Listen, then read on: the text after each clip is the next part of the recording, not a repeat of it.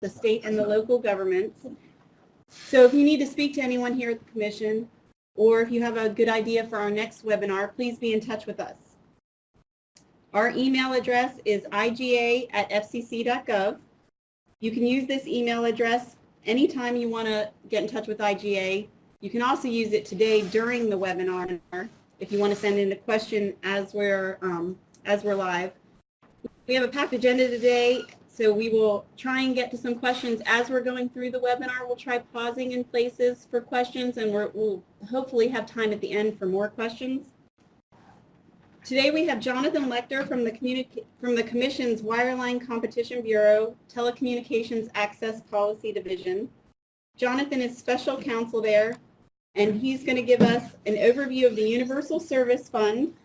Then he's going to talk about the programs, High Cost, Lifeline, E-Rate, and Rural Healthcare.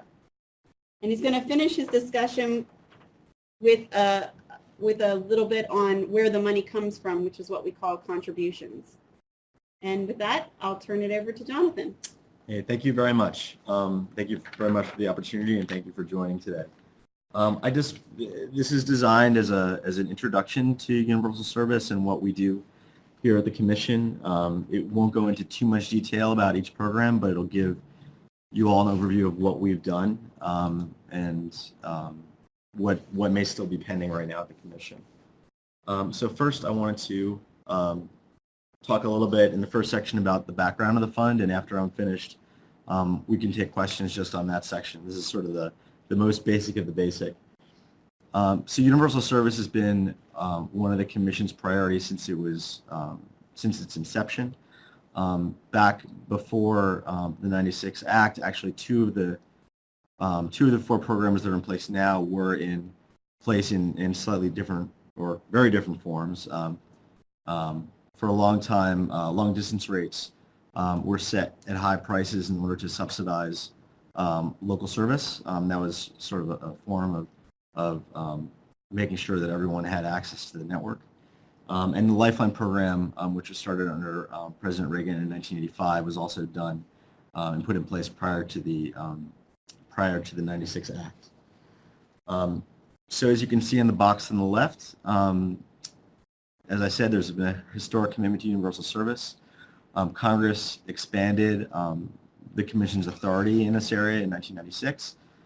Some of the statutory goals are listed there on the left. They're actually embedded in the statutory language itself. And the way that it works from a 5,000-foot view is the contributions, which I'll talk about at the end, flow from the telecommunications providers based on an assessment of a portion of their revenues. And they are brought into the Universal Service Administrative Company, which does the nitty-gritty work of taking in the money and dispersing it to the various carriers. There are 4 funds. There's the High Cost Fund, which reduces the price for and assists telecommunications carriers in high-cost areas to provide voice and broadband service. And let me actually back up for a moment. I'll also say that all of the programs now, and this is part of the recent reforms, have moved the fund and the individual programs towards from voice to broadband, to explicit funding of broadband. The second is the Lifeline program, which reduces costs for low-income consumers' voice and broadband service. There's the E-Rate program, which reduces the costs for voice for a little bit longer and broadband connectivity to schools and libraries. And then the Rural Healthcare program, which reduces the cost for such services to rural healthcare providers. The next slide shows the USF total disbursements in 2005, which is $8.45 billion. You can see how it was divided up there between the different programs. Some of the programs have explicit caps and some do not. It depends on the program. The disbursements for 2016 have not been published yet, but they will be in the coming quarter. But this gives you a sense of the relative sizes of the different funds and different funding mechanisms.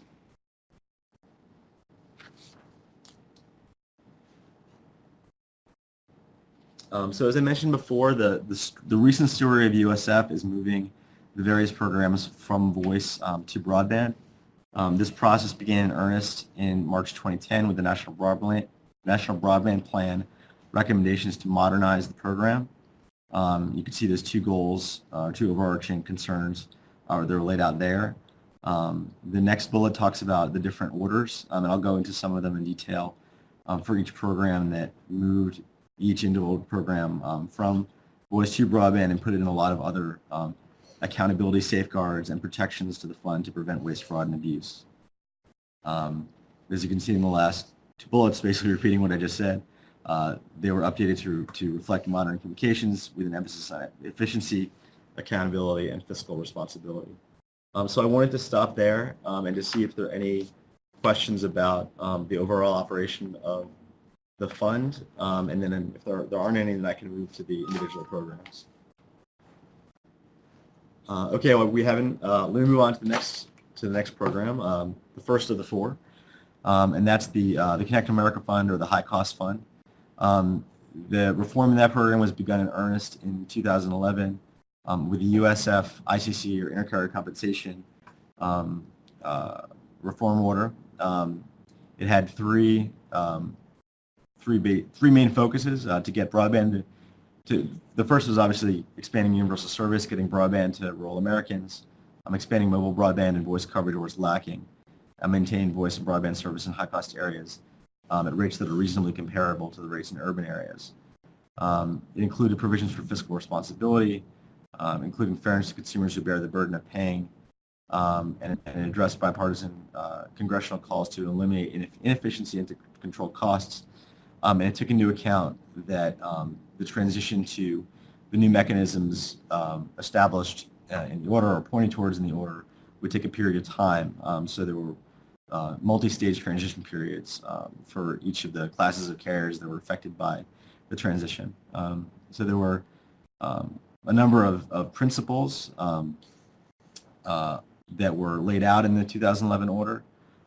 This included no subsidy for areas served by an unsubsidized competitor, dedicated support for the highest cost areas, dedicated support for mobile service, competitive bidding for the first time to award universal service support. The Commission, I'll talk about this a little later, has started the process to have reversed auctions in certain areas receiving high cost support, but it has not yet finished that process. It put in place for the first time explicit public interest obligations, including mandatory build-out obligations for all carriers with below average deployment. This included build-out requirements and reporting obligations to go along with those requirements. And it put in place a budget for support as well. This slide will give you a very wonky technical view of all the different categories of carriers that are covered by the high cost program right now. There are four main classes of carriers or types of carriers: price cap carriers, rate of return carriers, mobile carriers, and competitive ETCs. And you can see below each the different mechanisms that were set up for each class of carriers there, and also those mechanisms which, like for example, the auction, which have not yet been finalized yet.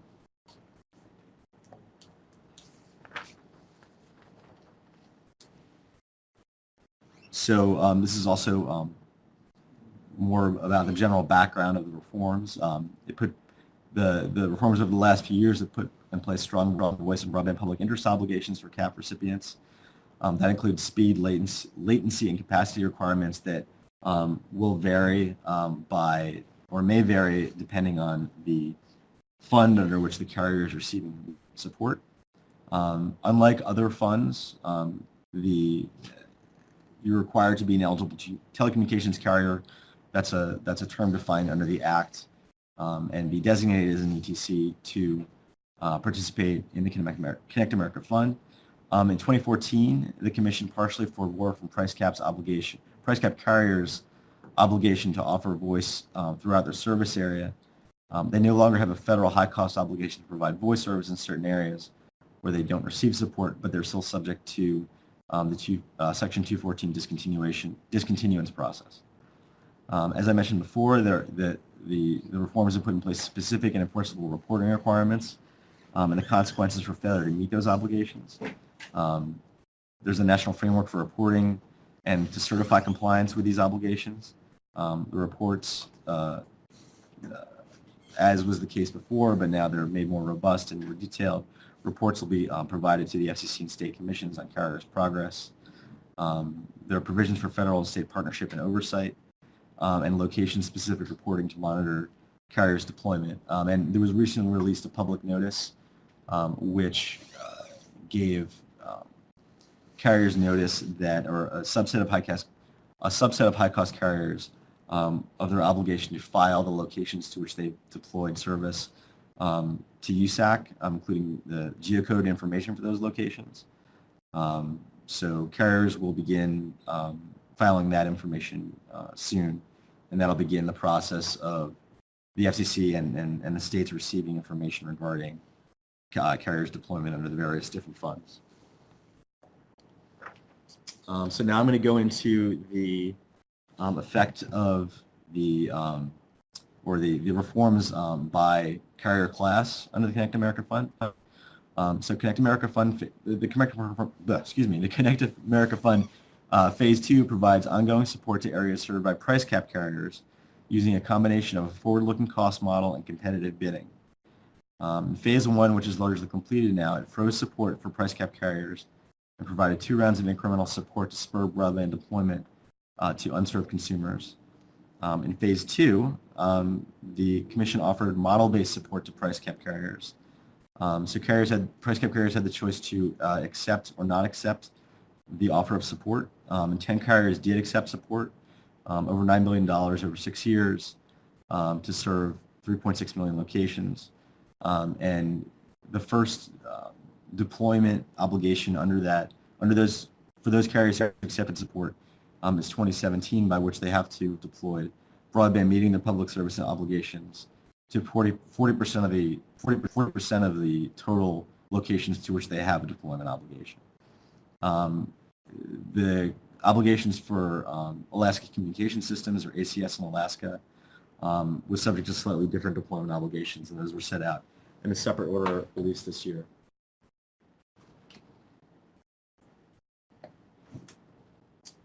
As I mentioned before, the second part of the reforms subject to price cap carriers was the auction process. So for those price caps and in those areas where they declined the offer of support from the Commission, and in certain other areas, like the very high cost areas, the Commission will conduct a reverse auction competitive bidding process. Some of the decisions have already been made for how the auction will work in a recently released order.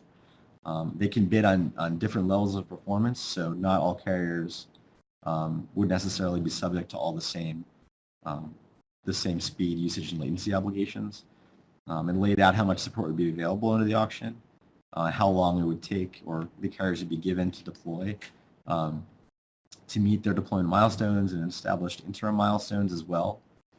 And it laid out the basics of the application process. The Commission already released a list of areas in August 2016 that will be finalized prior to auction. These were largely based on the areas where price cap carriers did not accept the offer of model-based support. As part of the item released last year, there was further notice attached to that item as well, seeking questions, or seeking comment on questions that would need to be finalized prior to the auction being put in place. These include how to weigh the different types of bids against one another, access to appropriate levels of Phase 2 auction support in all states, and access to broadband service in tribal lands. In the next 2 bullets, they talk about the procedures that will occur in the next stage, at least at the bureau level, for how the proceedings, or how the procedures will be put in place. So I just talked about price cap carriers. Now I'm going to move to the high cost obligations of rate of return carriers, and probably the best way to think about it, I didn't mention this before, but there are 2 broad classes of high cost carriers. There's rate of return carriers, Those are carriers who receive funding, or had been the case until this year, received funding based on, in large part, on their cost of service. Price cap carriers were given a certain amount of support and not largely based on their actual costs. So a lot of the reforms that were, or some of the reforms that were done or offered to rate of return carriers was a move away from this cost of service regulation towards regulation that's closer to what the price cap carriers receive in terms of the amount of, or how they receive support, which is more akin to the way the price cap carriers receive support now.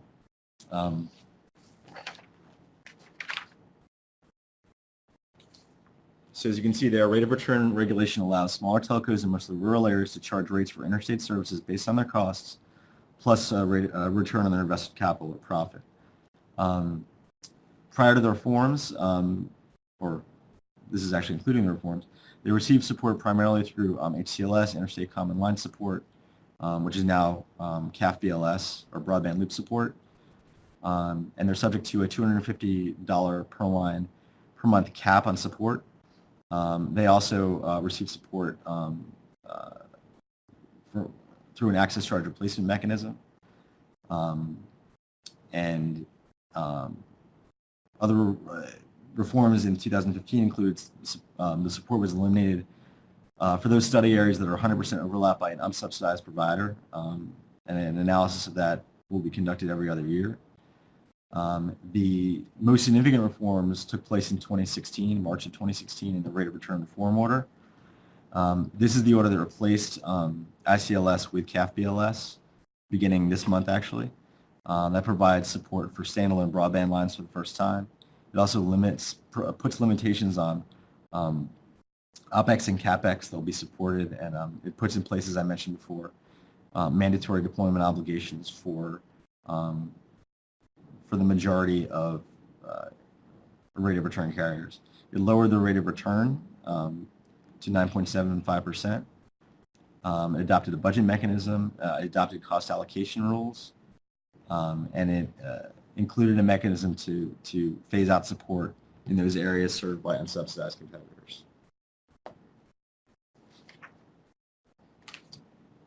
So the provisions I just mentioned are for those carriers that, following the 2016 order, decided to remain on rate of return support. The 2016 order also allowed, as I mentioned, rate of return carriers to move toward model-based support. So that's what we call ACAM.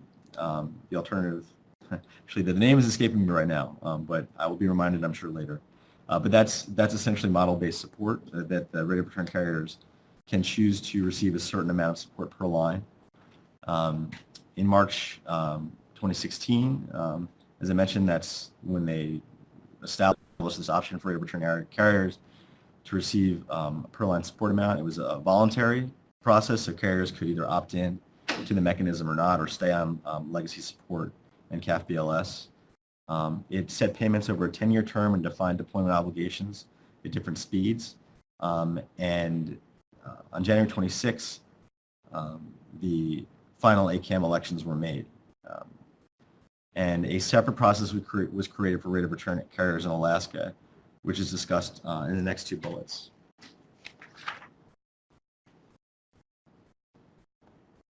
So I'm going to skip down now to the second large bullet on this page. This talks about what the March 2016 FNPRM that was attached to the reform order sought comment on. This includes exclusion of certain investments and expenses from the rate base and from USF support. Other methods of disaggregating support for those areas served by unsubsidized competitors. Sought comment on measures to increase support for rate of return carriers serving tribal lands that lack broadband service.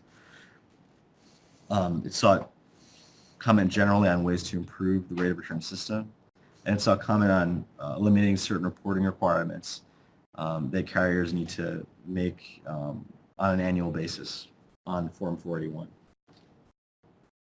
So that was the end of the section on high cost support. I'm happy to take any questions on that section, or we can wait till the end. We'll just give it a couple seconds, but we don't have any in.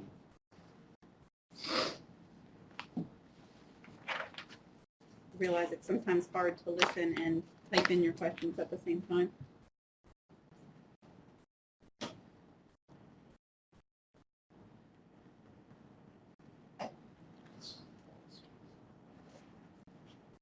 If anyone has any questions, I just want to remind you that the email address to send your questions is iga@fcc.gov. And you don't have to wait till the end of the webinar to send questions in. You can feel free to send them, and we're watching for the emails as they come in. I think we can keep on going, and then we'll get back to the questions at the end. Okay, next I'm going to talk about the Lifeline program. As I mentioned, this was established prior to the 96 Act. It was initiated under the Commission's Section 201 authority, and the purpose was to ensure affordable voice telephony service or phone service for low-income consumers. In the 96 Act, Congress put in specific language that authorized the Lifeline program that's in place today. You can see some of the text there.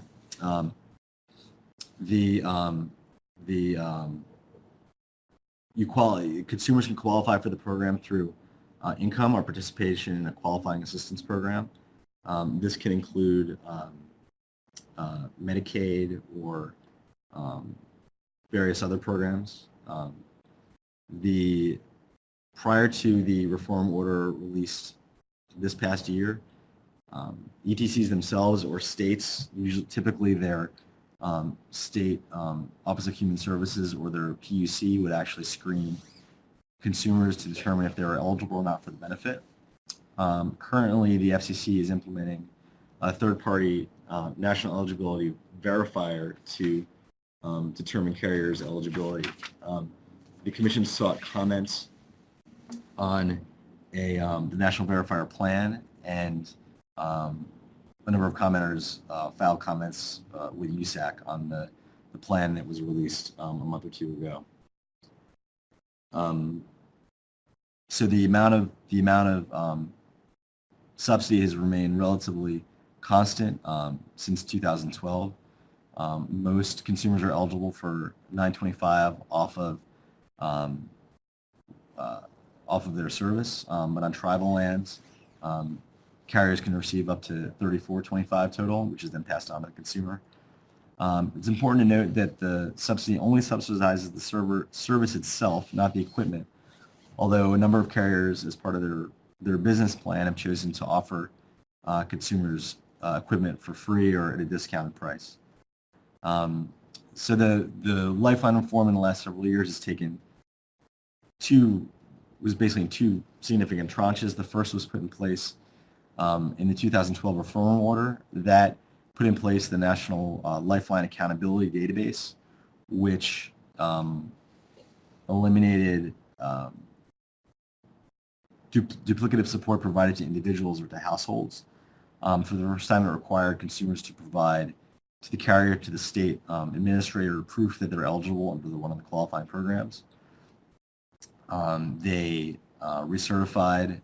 put in place rules for all subscribers to recertify their eligibility for Lifeline. And as a result of these reforms, disbursements were reduced from approximately $2.1 billion in 2012 to $1.5 billion in 2015. And as I mentioned before, the 2016 disbursements amounts have not been published yet.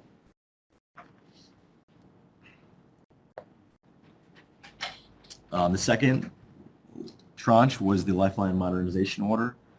The rules for that item went into effect as of December 2016, just last month, subject to a temporary waiver for some states to continue to qualify consumers through receipt of certain qualifying assistance programs. And it also allowed for a waiver of some of the port freeze rules, which has to do with whether a customer can change their Lifeline carrier after a certain period of time. So as I mentioned, the reforms included the establishment of the National Eligibility Verifier. This is a third-party contractor working through USAC that will ensure that everyone who signs up for Lifeline is in fact qualified. It will also have the effect of reducing carriers' costs and states' costs, because in the past they were incurring costs to screen consumers. It explicitly allows for a subsidy for broadband. Previously, carriers could offer a subsidy for combined voice and broadband service, but now it explicitly allows for support of standalone broadband service, and the order also sets out a phase down of support for voice service. It also, for the first time, puts in place minimum standards for voice and broadband service in terms of the minutes of use or the capacity permitted per month per subscriber in order for the carrier to receive support.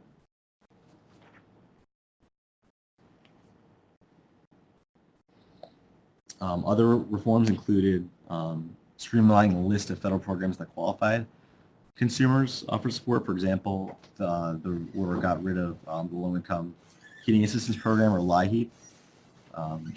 So consumers can no longer qualify through that program, but it did add the Veteran Pension Benefit Program to the list of qualifying programs. It also put in place steps to make program data publicly available, including subscriber counts and research data.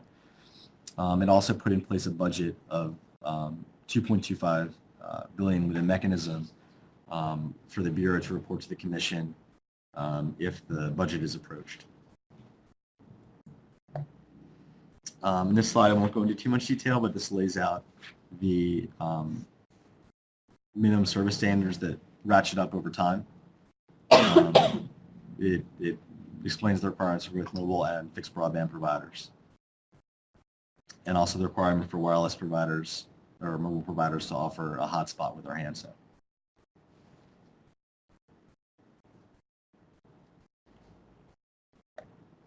I'd also note that the EB and OIG has been very active in Lifeline program enforcement. The Enforcement Bureau has launched a number of investigations of company practices that appear to violate Commission rules. There were 11 enforcement actions in 2013, totaling $90 million in proposed fines. In December 2016, a consent decree was put in place requiring a provider to repay the fund, along with penalties totaling $30 million for enrolling duplicate and ineligible subscribers. In July 2016, there was another consent decree involving a provider claiming enhanced travel support. Lastly, I would note that the Office of Inspector General has worked with other parts of the government in connection with several investigations in the Lifeline program, and that these efforts are separate and apart from what the Commission does through the Enforcement Bureau or any other actions the Commission itself would take. So I'll stop there before moving on to E-rate and see if anyone has any more questions. We'll just pause a minute to see if we get any questions in, but I'll take the chance to remind you, if you have any questions, you can email them to iga@fcc.gov.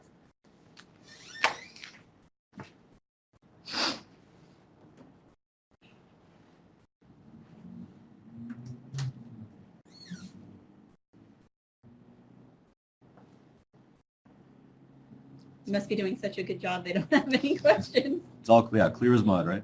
You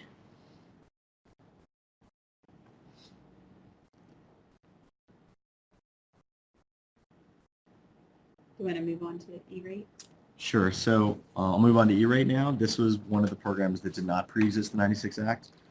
It was put in place by the Act and established in 97 by the Commission to provide access to advanced telecommunications and information services to all public and private elementary and secondary schools and libraries. There are two general classes of services that can receive support, and they're prioritized between Category 1 and Category 2. And they're largely, they could generally be described as connectivity to schools and libraries or connectivity within the schools and libraries. You can see the different services that are covered under those different broad categories. The discounts that that the school would receive off of the carrier's rates range from 20 to 90%, depending on the poverty of the school, where the school is located, and what category of services are being requested by the school. So this was the E-rate program from its inception, unlike some of the other programs, was specifically geared to allow schools and libraries to get access to the internet. But ongoing challenges, including the lack of funding available for internal connections, led the FCC to modernize the program and to ensure its continued success. In 2014, the FCC adopted two major orders reforming the program. They reoriented the program to provide support for high-capacity broadband services to and within schools and libraries. They improved the administration of the program, and they increased the annual E-rate funding cap as well. So I'll go through each of the modernization orders in sequence. The first was released in July 2014. It reoriented the program to focus it more explicitly on broadband. It adopted for the first time goals and measures for the program. It significantly expanded the amount of funding for Wi-Fi at schools and libraries, and established a funding target for Wi-Fi, and put in place a number of ways for buyers to pool their purchasing power to increase their cost effectiveness. The second order, which was released also in 2014 in December, focused on addressing the connectivity gap, particularly in rural areas, by maximizing the options available for purchasing connectivity. This included suspending the amortization rules and provided a vendor financing option as well. It equalized the treatment of lit and dark fiber. It allowed, or it made clear that schools would have a self-construction option when that's the most effective option for the applicant to make, instead of leasing the service from a provider.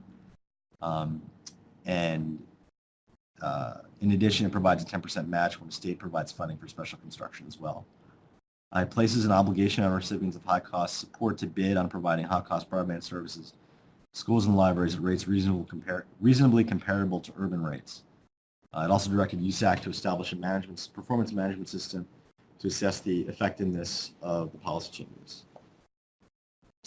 So I'll stop there for any questions about E-rate before moving on to rural healthcare. Great, so now I'll move to the, it's really two separate programs under the rural healthcare umbrella. There's the Healthcare Connect Fund.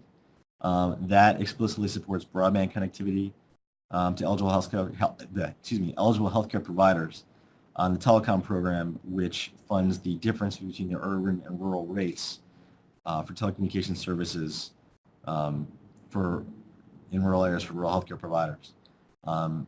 That fund had been in place since the '96 Act, or since it was implemented shortly thereafter. The Healthcare Connect Fund is much more recent, and they have somewhat different program rules, which I'll go into in a moment. The third piece is there was a pilot prior to putting in place the Healthcare Connect Fund. The Commission established a healthcare broadband pilot program that supported 50 statewide and regional broadband healthcare provider networks. Participants largely transitioned or had the ability to transition to the Healthcare Connect Fund when the pilot funds are depleted. The funding cycle does not run on a calendar year basis. It runs from July 1st to June 30th. So that's something to keep in mind when applying for support.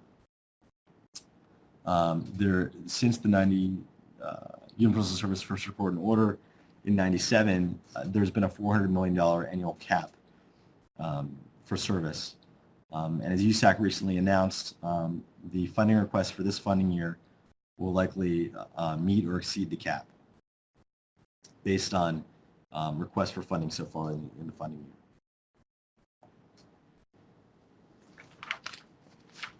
Did you say when the funding year starts?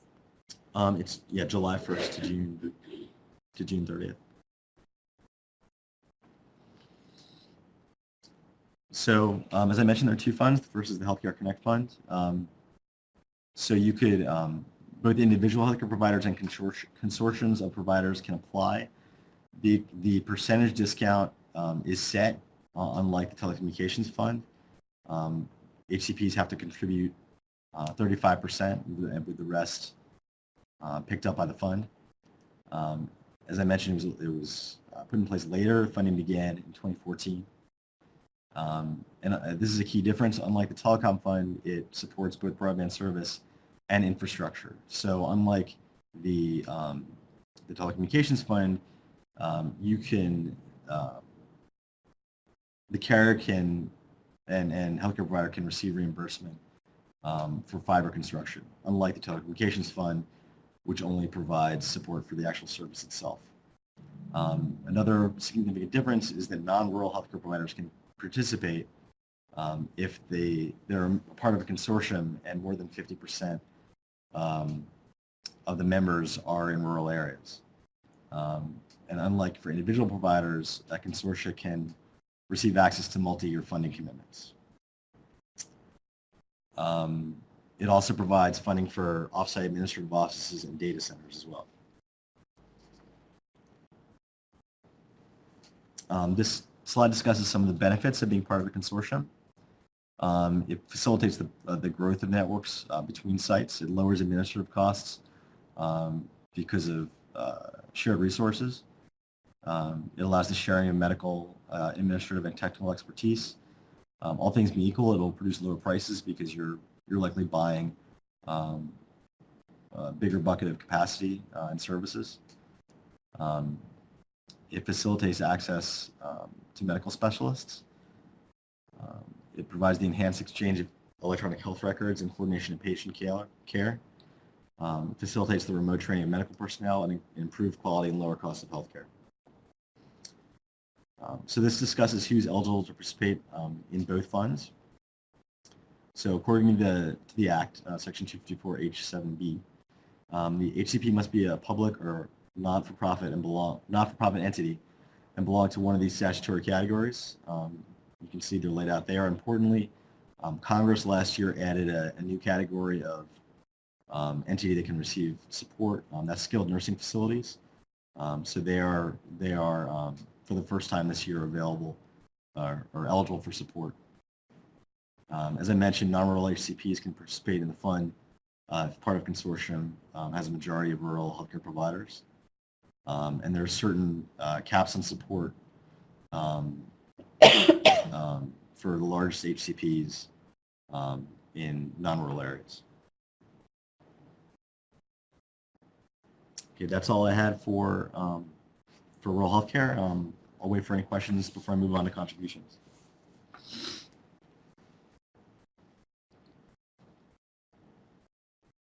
Just a reminder that the email address to send questions is iga@fcc.gov.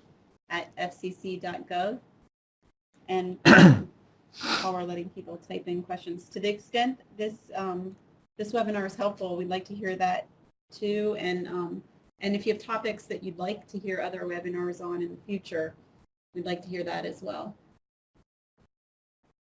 Want to go ahead and move on to contributions? Sure. So this is how all the money is doled out. Money has to come in first.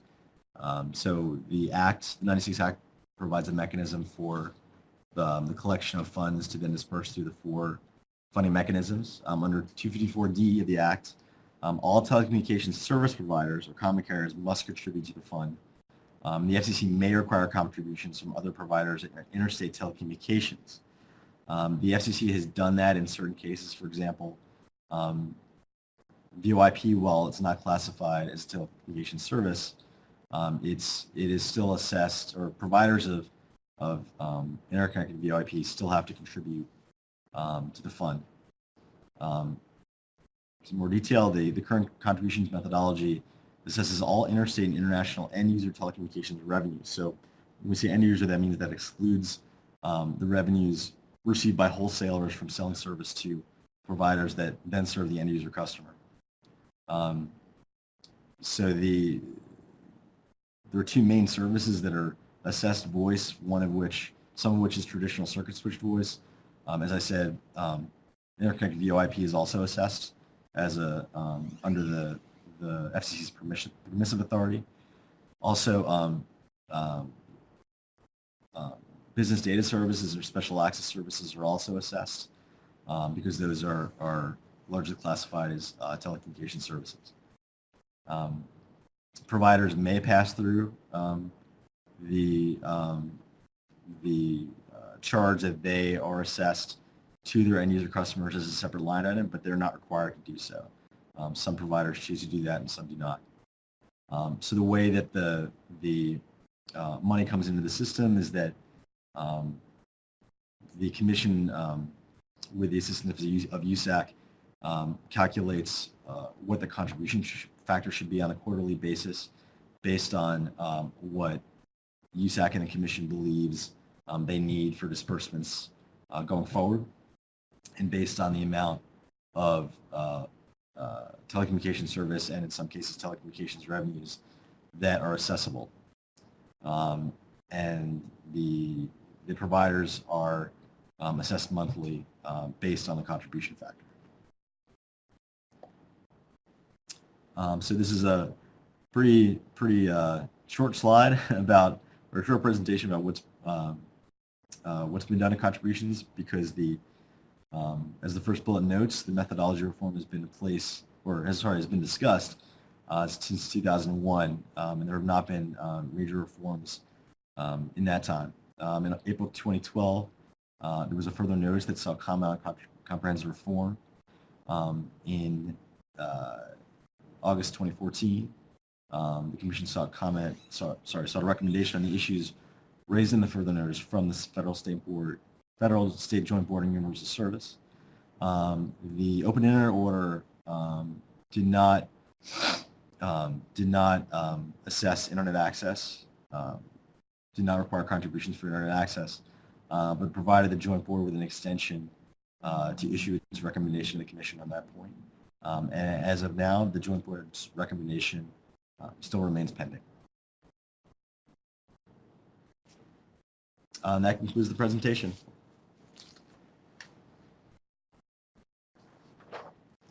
We'll give it a minute to see if any questions come in. And while we're doing that, I'll take a minute to thank everyone for taking their time to participate in the webinar, to specifically thank Jonathan and the Wireline Competition Bureau for allowing him to come speak to us today.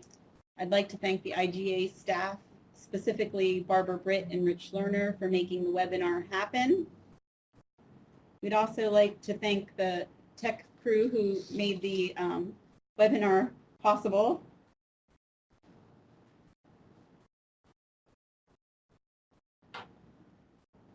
And if you have any questions at a later date, you can still feel free to email them to iga@fcc.gov, and we'll get back to you. And you don't have to send only questions on universal service to IGA. We can get in touch with the folks in the building who deal with public safety or wireless issues. If you have questions on those, you can feel free to contact IGA for those as well. Anything that the Commission handles, we are the liaisons to you, our state and local partners. The slides and the presentation will be available as an archive on the IGA website in the coming days. Thanks, everyone. Appreciate your time.